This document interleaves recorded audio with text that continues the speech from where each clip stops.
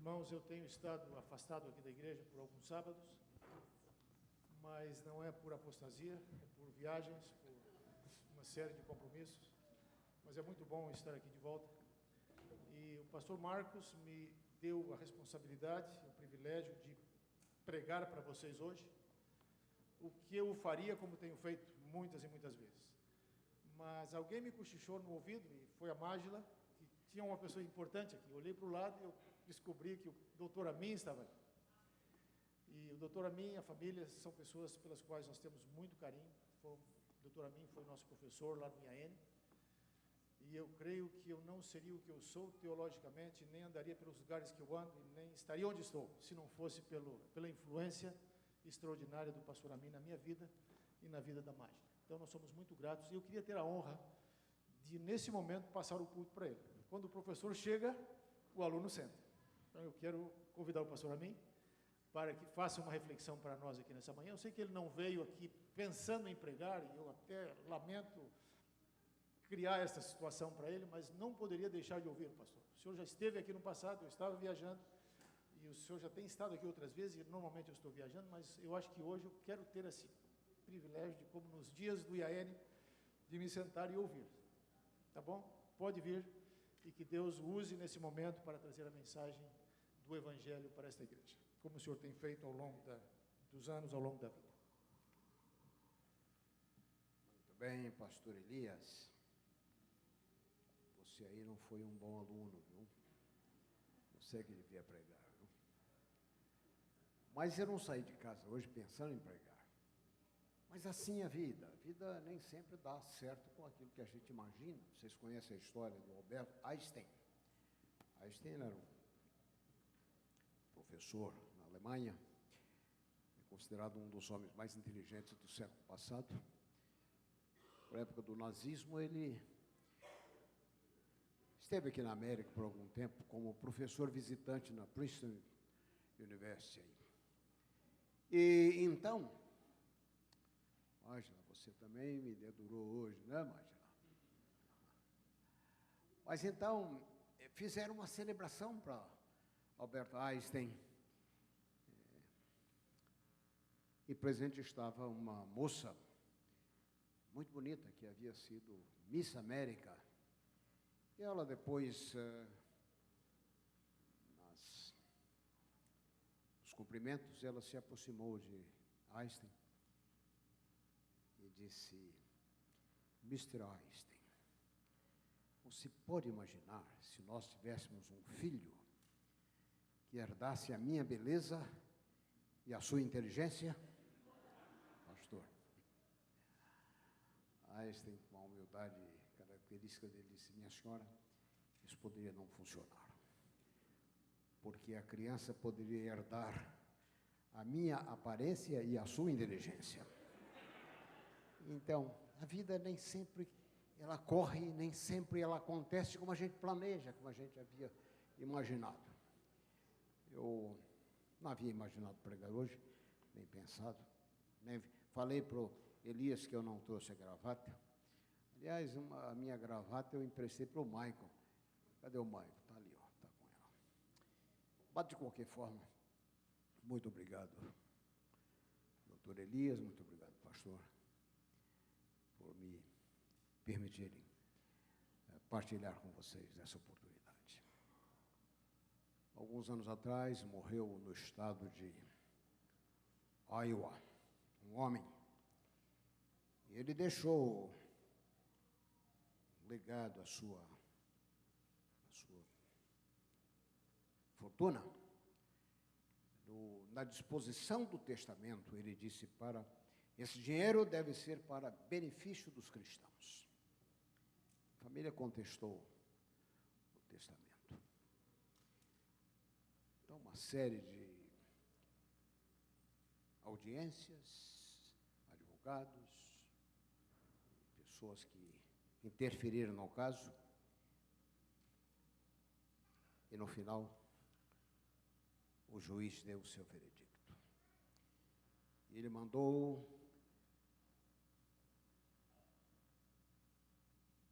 que o testamento fosse cancelado.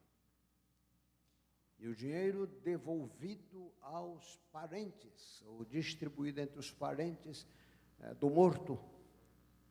E a alegação dele é de que não se pode saber quem sejam os cristãos. O testamento do homem era para benefício dos cristãos, que o seu dinheiro deveria ser legado. Não se pode saber quem sejam os cristãos. Parece que essa é a conclusão diante da inflação do cristianismo. Tornou-se difícil identificar quem sejam eles. Eu tive a oportunidade de escrever um livro sobre o drama da paixão, a pedido inicialmente da divisão sul-americana com os sermões para a Páscoa. Estou terminando o 2º volume. O tema é a paixão de Cristo, o drama da paixão, e o subtítulo é: Estes testemunharam, ouviram morrer. Quem são esses? Eu comecei com Judas. No 2º volume, estou começando com Herodes. Se você me perguntar qual desses personagens que mais me impressionaram, eu diria Judas. No 2º volume, estou escrevendo Maria Madalena.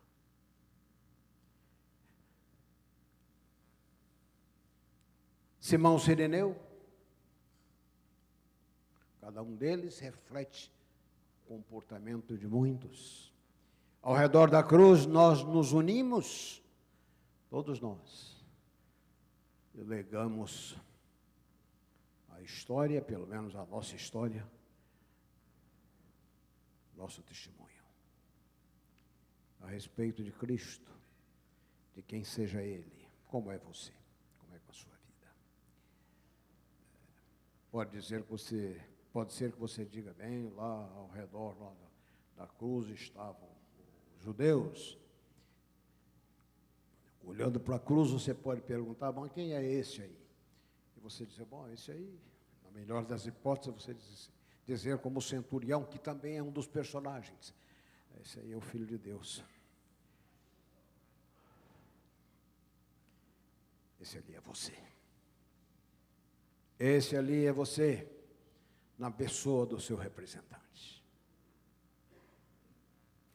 Então, eu gostaria de, baseado nesse texto aí, de Atos 11, verso 26, diz que pela primeira vez os seguidores de Cristo foram chamados, em Antioquia, foram chamados de cristãos.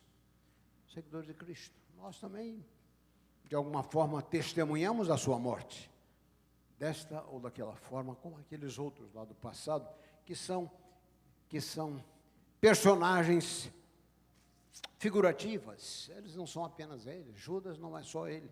Eu lá no final do meu capítulo, aí eu pergunto, por quanto foi que Judas traiu Jesus? Pergunta retórica, nós sabemos. Muito pouco, 30 moedas, muito pouco. Muito pouco. Mas então eu pergunto, e quantas vezes nós o temos traído por bem menos? Não é verdade? Por bem menos. Em Antioquia, os seguidores de Cristo foram chamados pela primeira vez de cristãos. Lembram desse texto? Capítulo 11 de Atos, verso 26. Nessa seção do Novo Testamento, você tem algumas características dos seguidores de Cristo, algumas características delas. Então, eu vou considerar pelo menos algumas delas aí, e na hora de terminar, estará terminado e dito o que eu queria dizer. Aqui no capítulo 11, é dito que aqueles cristãos que desceram de Jerusalém para Antioquia, em função da perseguição, as coisas não deram certo para eles também lá, desceram para Antioquia. Esse seguidor de Cristo, veja, no verso 26, você lê lá e que eles reuniam-se ali naquela igreja, em Antioquia. Foram os seguidores de Cristo, pela primeira vez, chamados de cristãos. Quem são eles? Algumas características. A primeira delas, encontrada no verso 21, capítulo 11. Então, e a mão do Senhor estava com muitos, crendo, se converteram. Duas características aqui, mas aparece como uma, porque elas estão aqui no mesmo texto. Crendo, se converteram. Crendo. Fé, irmãos. Fé não é apenas algo da cabeça, fé é algo do coração. Quando estudei na Andrews, eu li um livro. Eu vim buscando alguns livros ali, encontrei um, muito curioso, com o título 25, algumas inchas entre a cabeça e o coração. 25 centímetros entre a cabeça e o coração. Eu fiquei impressionado com o título do livro. Peguei o livro e li, praticamente numa sentada. Eu fiquei impressionado, se o homem acertou. E eu cheguei em casa, fui conferir o que ele havia dito. Entre o coração e a cabeça, existe uma distância de 25 centímetros. Isso mesmo. Peguei a fita métrica para conferir, e era isso. Cabeça é a sede da razão, do conhecimento. O coração simboliza na anatomia bíblica. O coração é o símbolo da própria vida, da vontade. Fé não é apenas algo da cabeça, é algo do coração, da própria vida. Muitos têm formação na cabeça. Eles se dizem ter a verdade. Se dizem o remanescente. Em 1888 houve uma conferência famosa em Minneapolis, e os irmãos estavam brigando lá sobre isso, sobre aquilo. Disse na história que eles nem se cumprimentavam, eles já perguntavam, você é disso ou você é daquilo? E Ellen White, então, um insight extraordinário, ela disse, não basta ter a verdade, temos que ser da verdade. Ter a verdade na cabeça é outra coisa. Fé e conversão. Aí, nesse texto. O que é fé?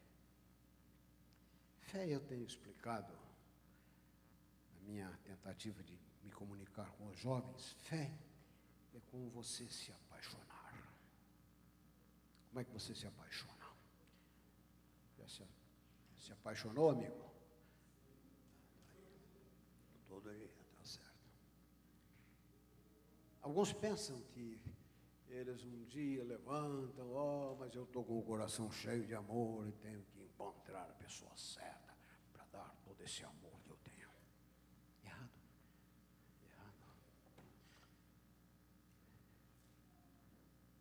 Fé é como se enamorar. E enamorar-se é como ter fé.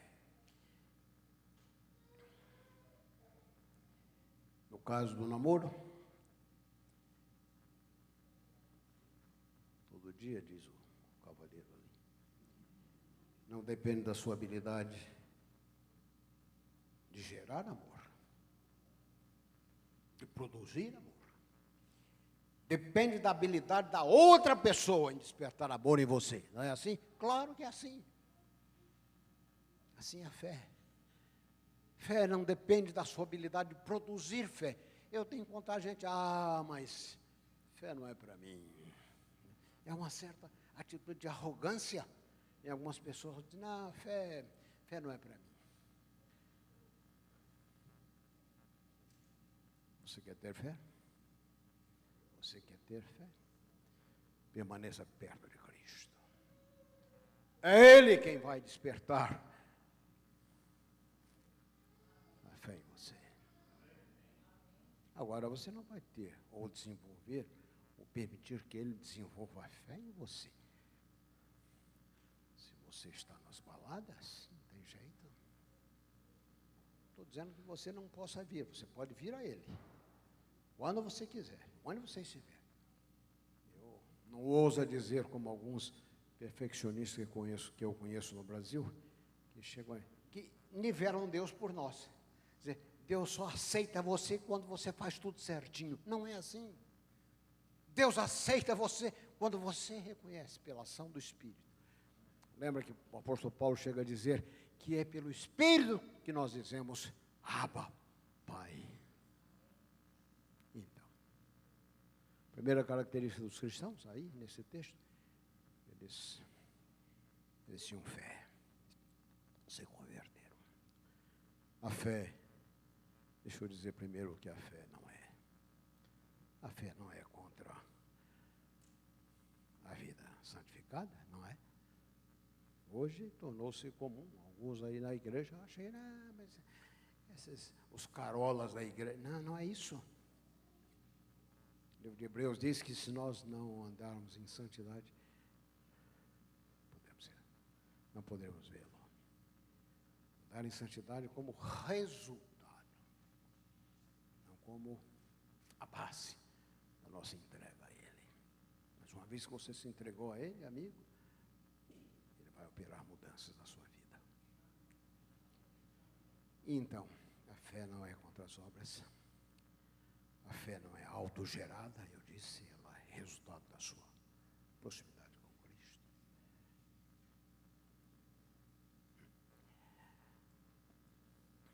Você terá muita dificuldade em produzir, ou ter a fé produzida em você, se você está todo dia ligadão nos meios aí disponíveis hoje, né?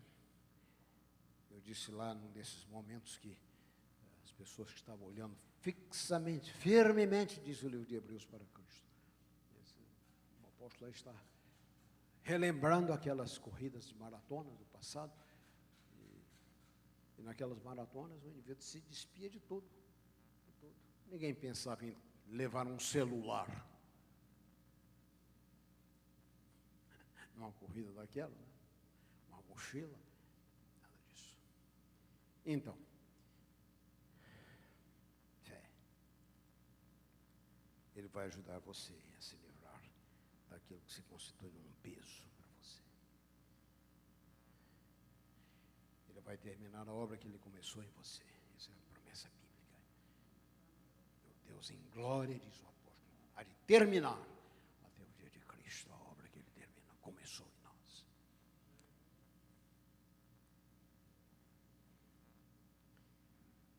Alguns pensam que a fé vale uma outra forma de você entender a fé. A fé não vale pelo seu tamanho. A fé não vale pelo seu tamanho. A fé vale pelo seu fundamento.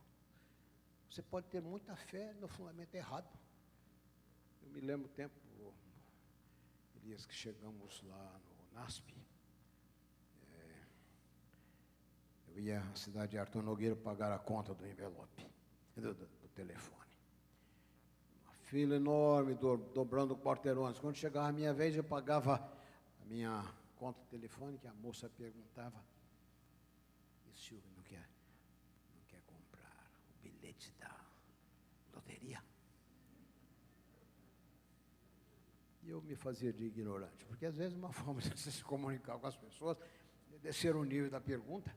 Senhor, mas de que bilhete você está falando? O senhor não sabe? Os olhos dela brilhavam. Estava mais um cliente aí. Blá, blá, blá, blá, blá, blá, blá. Eu dizia, filha, é mais fácil você ser mordido por um dinossauro nas ruas de Arthur Nogueira do que ganhar na sua loteca. Sabe qual é a chance? Ou quais são as chances? É 1 em 50 milhões. Se você está com esse negócio de jogar em loteria aí, esqueça isso, essa tolice. Claro que de quando em quando alguém tem que ganhar. Claro, você tem que botar a cenoura na frente do coelho para ele correr atrás dela, né? Mas a fé não é contra as obras, a fé não é autogerada, a fé não vale pelo seu tamanho. Os cristãos primitivos tinham fé, se converteram. Como é que você tem fé? pela ação do Espírito em você. Não coloque obstáculos. Os obstáculos têm que ver com as suas escolhas. Se você resolve ir para a lambada, se você resolve...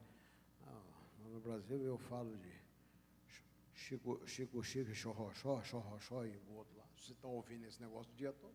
Não pense que você vai. Tem um ambiente, você criou um ambiente. Desqualifica para a fé. Deus pode falar atravessar, Deus pode. Então coloca obstáculos a Ele.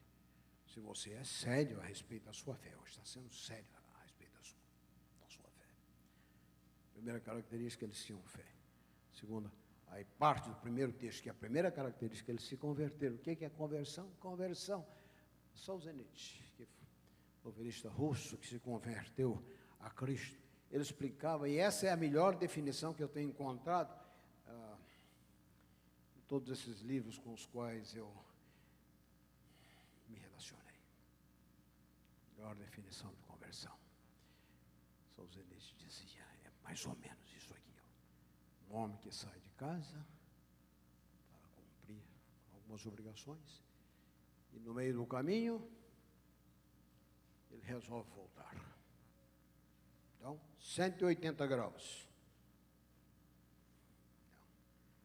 Solzhenitsyn disse, o que estava na esquerda passa a estar na direita. O que estava na direita passa a estar na esquerda. E algumas vezes, quando você bate na cabeça, a mão na cabeça e diz, como é que eu não vi isso antes? Como é que eu não vi isso antes? Isso é conversão. Conversão é mudança de rumo, mas é mais. É mudança de conexão. Mudança de rumo, mudança de conexão. Talvez Deus tenha permitido você vir de longe do Brasil para se encontrar com Cristo aqui. Primeira característica, fé e conversão. Segunda, é dito aí que eles permaneciam no Senhor. Isso quer dizer que aqueles cristãos entenderam que não é só se aproximarem de Cristo, é permanecer com Ele, permanecer no Senhor. Está no verso aí seguinte, capítulo 11, verso 23. 21, a primeira, 23. Diz aqui que eles se exortavam, eram exortados, que com firmeza de coração permanecessem no Senhor. Não é só, cristianismo, irmãos, não é só uma questão de iniciativa, é também, e me perdoe aqui a palavra que eu estou criando, o neologismo, é também acabativa. Não é só ter iniciativa, tem que permanecer. Chuva ou sol, cara ou coroa, permaneça com Cristo. Permaneça com Cristo. Dias alegres, brilhantes, no topo da montanha ou nos dias do vale. Como diz aquele hino extraordinário, Deus continua o mesmo. O Deus dos montes é também o Deus dos vales, dos dias ensolarados. Também Ele é Deus das noites escuras e tempestuosas.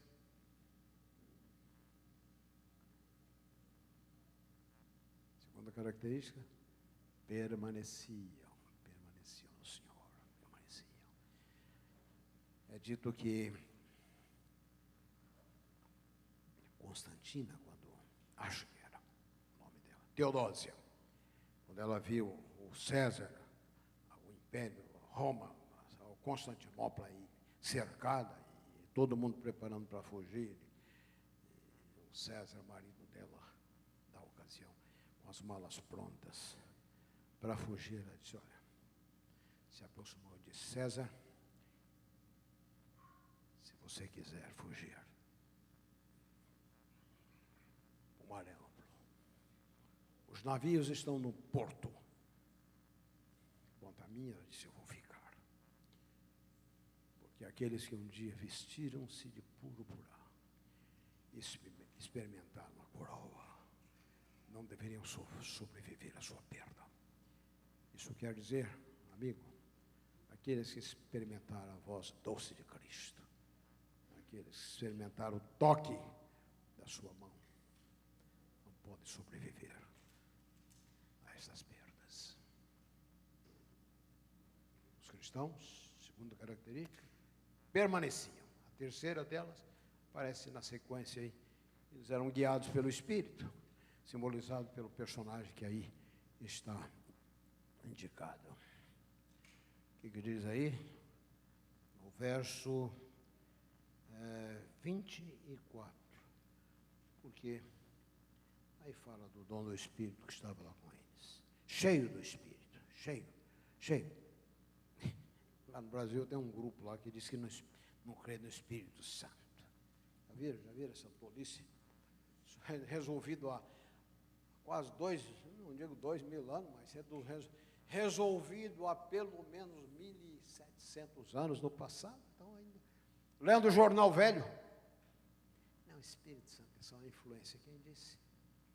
O Espírito Santo é a marca na vida dos cristãos verdadeiros, guiados pelo Espírito, conduzidos por Ele, cheio do Espírito.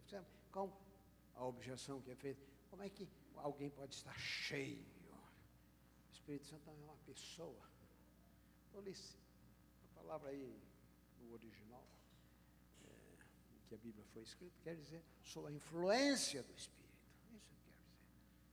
O Espírito Santo é a terceira pessoa da Trindade. Ele guia, ele persuade, ele convence.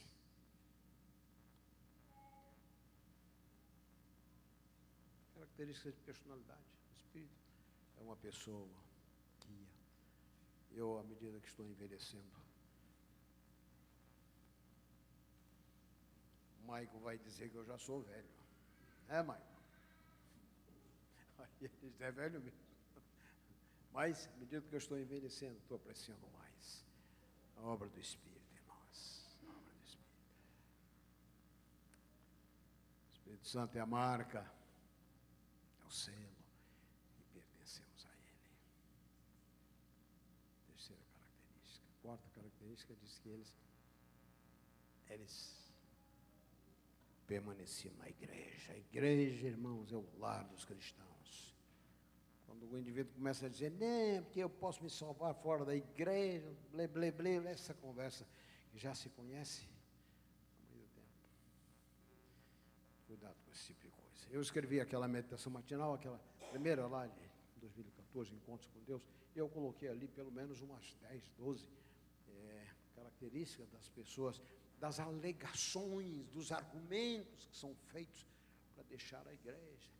Ah, lá na igreja alguém me ofendeu. Verdade? Te ofenderam aqui?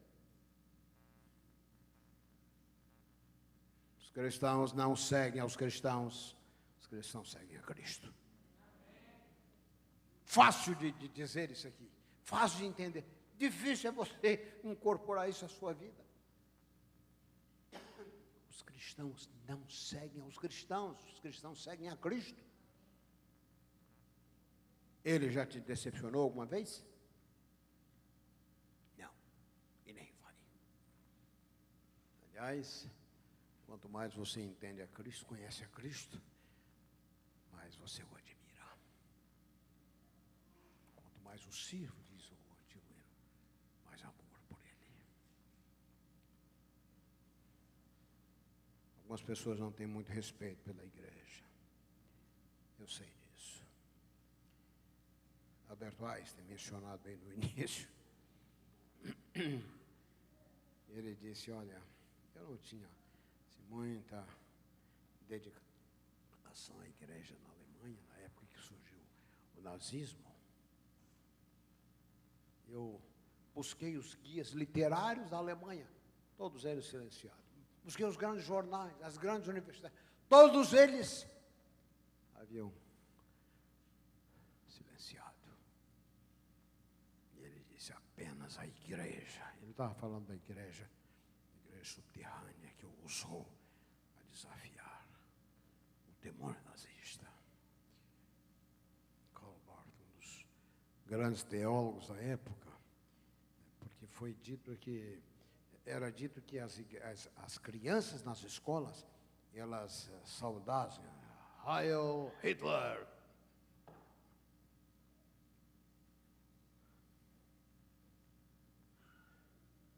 Führer. Senhor Barth disse, a igreja tem apenas um Führer, apenas um líder, apenas um senhor, e este não é Adolf Hitler. A igreja se colocou como um obstáculo a essa campanha de eliminação da consciência cristã. Hoje no Brasil estamos vivendo essa situação aí. A igreja, corpo de Cristo, coluna e baluarte da verdade, diz as Escrituras. Barth disse, a partir de então, eu tenho um grande respeito pela igreja. Igreja, irmãos, é o lar dos cristãos.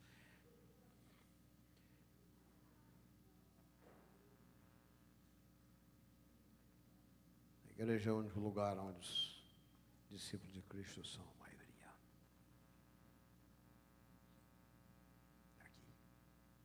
A igreja tem uma palavra de conforto. Você não encontra em nenhum outro lugar. E se você cortar, amputar da sua vida, das suas práticas, a presença da igreja, a presença pontual, colaboração, envolvimento, você vai se voltar a descobrir que você fez uma amputação muito séria. Estão num processo de adquirir esse lugar também. Exige a participação de todos. Todos são envolvidos. Pastor, eu fazia uma semana de oração lá em Santa Catarina. Terminando a semana, e por falar nisso, também estou terminando. Mas eu perguntei, e se todos na igreja fossem como você? Pense um pouco. Se todos na igreja fossem como você, servissem como você, estudassem as Escrituras como você, ajudassem outros como você, como é que seria a igreja? Aquela irmãzinha, uma irmãzinha lá que estava, quando ela me ouviu dizer, disse, ela levantou coçando a cabeça e disse apenas, misericórdia. Misericórdia. Porque se todos fossem como alguns, a igreja já está fechada há muito tempo. Não é isso? Deploravelmente, isso aí. A igreja enfrenta problemas? Enfrenta problemas. Serão resolvidos facilmente? Quando eu vejo alguém, porque vamos fazer isso, vamos fazer aquilo outro. Sabe o que a igreja precisa? É de conversão, é isso que ela precisa. Os grandes problemas de Israel foram resolvidos quando os reis resolveram, ou alguns deles resolveram, se dedicaram. É assim, a solução vem do Senhor, nem por força, nem por violência. Mas eu dizia, alguns deixam a igreja, alguns dizem, no sábado estou muito cansado para vir. Está cansado? Está cansado? Sabia que essa é a razão pela qual o sábado foi estabelecido?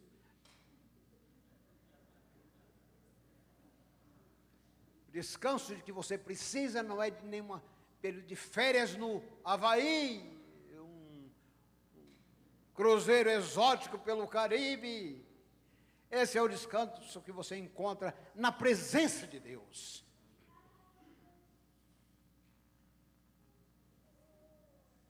Outros dizem, eu moro muito longe. Eu não posso vir à igreja. Mora longe? Você mora longe? É mesmo? Sabia qual foi a distância que ele atravessou de onde ele vivia para vir à sua praia, para te buscar? dizer, você é importante, tão importante. Eu vim aqui resolver o seu problema básico. Assim, queridos irmãos, os cristãos primitivos, fé e conversão. Segundo, eles permaneciam no Senhor. E para mim, uma das maiores inspirações, pastor Elias, uma das maiores inspirações é voltar a algumas igrejas, 10, 15, 20, 30, 50 anos, e encontrar irmãos vivendo a sua fé. Permaneciam no Senhor. Segundo lugar, terceiro lugar. Minha esposa aqui sem mais alto, mais alto. Será que eu estou falando tão baixo assim? Bom, deixa eu dizer, em terceiro lugar, os cristãos, eles permaneciam na igreja. Na igreja. Em último lugar, aparece aí no texto, você encontra que esses cristãos, note aqui, no verso 26 ainda. Alguém pode ler para mim aí? Eu estou sem óculos aqui e não estou enxergando direito. Verso 26. Alguém aí com voz FM. Não é, AM não serve aqui. FM. Leia, irmão. O que diz? Você. Isso. Quando o encontrou, levou o amigo para Antioquia. Assim, Paulo e Barnabé e Paulo ficaram lá um ano inteiro, reunindo-se com a igreja e ensinando um grande número de novos convertidos. Veja o verso 28. Um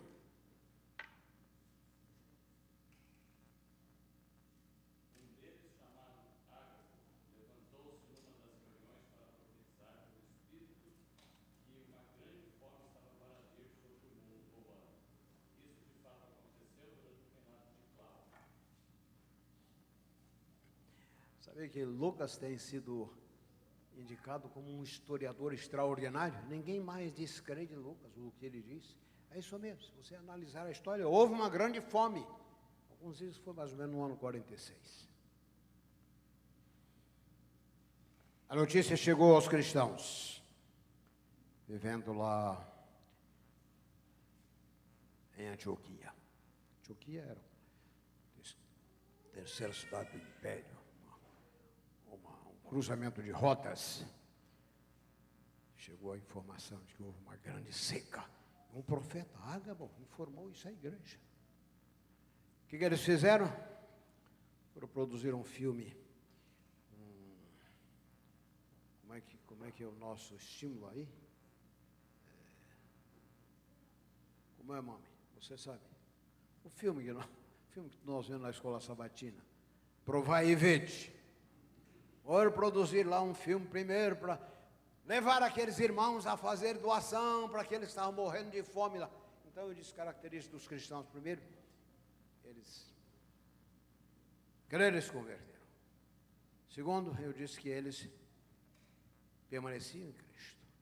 Terceiro, eu disse que eles viviam sob a ação, na presença do Espírito. Quarto lugar, eles estavam reunidos na igreja.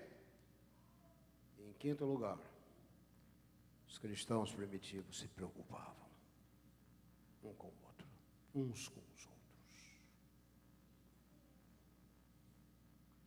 Eu fui pastor aqui, alguns anos atrás, muitos anos. Por isso eu posso contar. Eu encontrei com dois irmãozinhos que estavam brigados, viviam juntos. Um deles perdeu o trabalho. Eles dividiam a geladeira. Aqui é meu, aqui é seu. Então, a briga era que o da esquerda entrou no território inimigo da direita. E pegou lá, não sei, copo de leite, sei lá. Irmãos, você não é seguidor de Cristo. você está vendo alguém em necessidade do seu lado, e você não é capaz de se preocupar.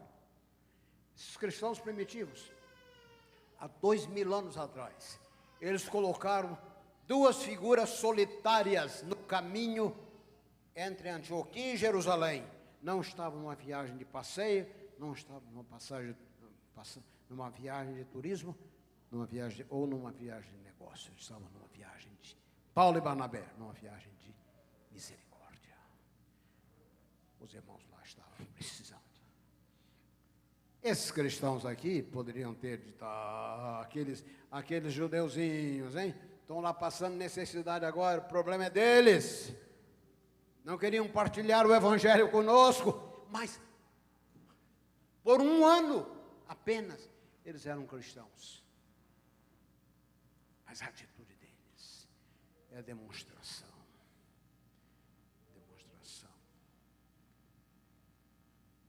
da eficiência da obra do Espírito, da obra de Cristo na vida deles. João, ele fala de duas coisas sobre os cristãos. Ele diz que pelo amor nós seremos identificados.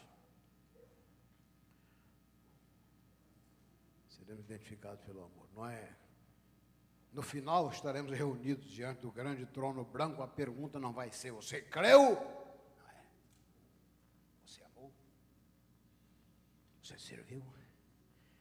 Essa é a característica. Então, João diz que pelo amor nós somos identificados. Sabereis que sois meus discípulos, se vos amardes.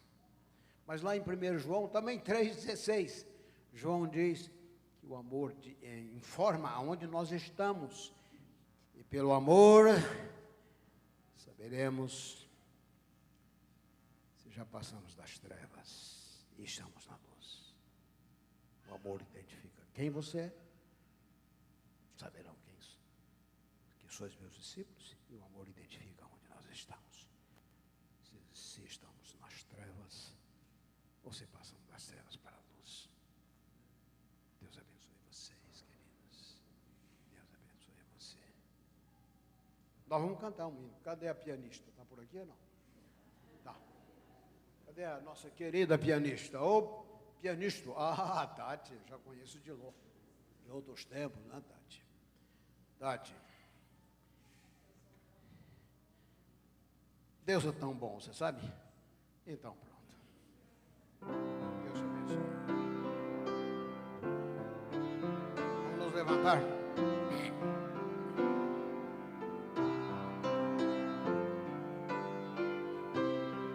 Deus é tão bom. Deus é tão bom.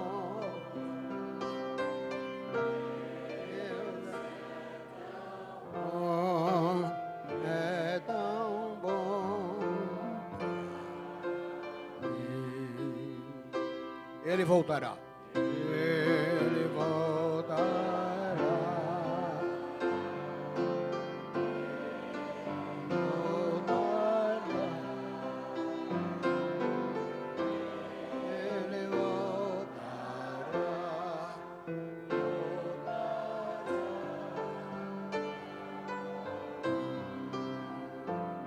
Tati, continua tocando, Tati. Talvez você veio à igreja hoje mais ou menos como um curioso. Quero lhe dizer que Deus ama os curiosos. Irmão Sirineu, de início, ele era só um curioso. Deus ama os curiosos. Da última vez que preguei aqui, eu disse que você pode apelar ao céu, lembrando que você tem um conterrâneo na Trindade. Você já pensou o poder dessa ideia? Você tem um conterrâneo na Trindade. Apele. Peça que Deus abra seus olhos. Senhor, eu não consigo ver, não consigo entender direito. Por favor, Senhor, abre-me os olhos e me ajuda a ver. Ele vai fazer isso. Vamos orar? Deus de graça infinita, Deus de poder. age em cada um de nós, cada um, para que vejamos, abençoe aos nossos queridos irmãos que vieram a essa reunião hoje. Que todos nós sintamos esse chamado de nos tornarmos testemunhas de Jesus, aonde estivermos. Ajuda no Senhor a ser marcado por fé e conversão. Ajuda-nos a termos a ação do Espírito em nossa vida, a ter a presença de Cristo conosco permanente. Ajuda-nos a receber também a bênção de ver a igreja como sendo o corpo de Cristo, e a estarmos aqui, fazer aquilo que o Senhor espera que nós façamos, doar a nossa contribuição, nossos talentos, nossos recursos, para que aqui nesse lugar essa igreja permaneça. Abençoe o seu pastor, os seus colaboradores, e nosso Deus, como última característica dos cristãos primitivos, ajuda-nos a ver as pessoas em necessidade. Ajuda-nos a ser uma bênção para eles, porque nós sabemos que então nós seremos verdadeiramente abençoados. Acompanhe-nos, Senhor, no resto desse dia. Nós pedimos em Jesus. Amém. Amém. Muito obrigado.